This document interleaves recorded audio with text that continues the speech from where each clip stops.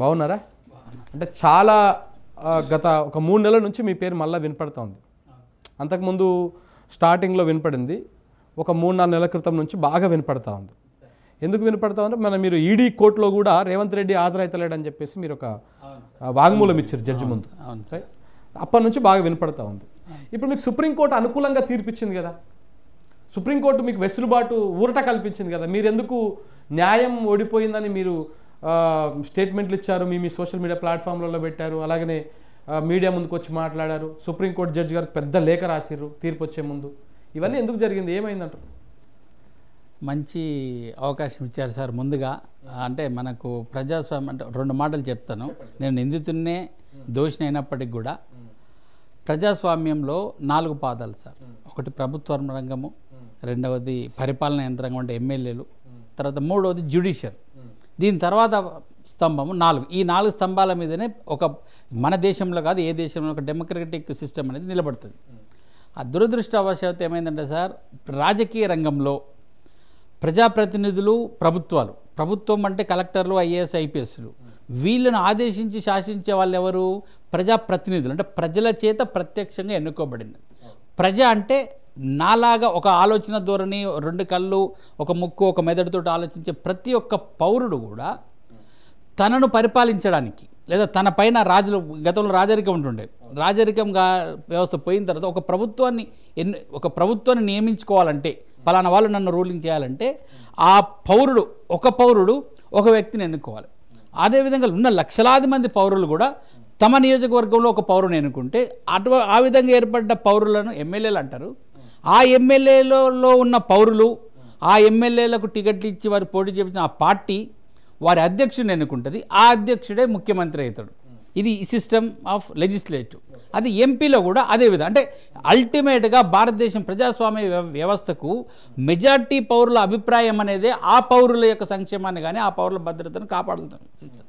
ఈ సిస్టంలో అనుకోని విధంగా ఒక ఓటర్కి తన ఆలోచనకు వ్యతిరేకంగా లేకపోతే డబ్బులు ఇచ్చో ప్రలోభ పెట్టి ఓటు వేయించడం అనేది అత్యంత నేరం. ఒక మర్డర్ చేస్తే ఆ మర్డర్కి వాడికి ఇంకో మర్డర్ చేస్తే ఇంకో శిక్ష వేయించవచ్చు. ఒక హత్య, రేపు ఒక బిల్డింగులు కొడితే దానికి ప్రత్యామ్నాయం ఉంటుంది. కానీ ఒక వ్యక్తి వేసిన ఓటును ఆపితే దానికి ప్రత్యామ్నాయం ఉండదు. అటువంటి నేరంగా దాన్ని పరిగణిస్తాం.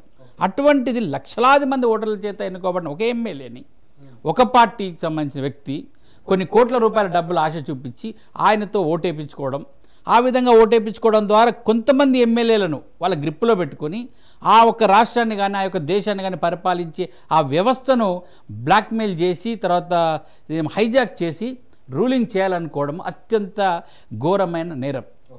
అటువంటి నేరానికి పాల్పడ్డ సంఘటనలో తెలుసో తెలియకనో బుద్ధి గడ్డి తిని మరొకసారి చెంపలు వేసుకుని ఆ చెంపలు కూడా లావైనాయి.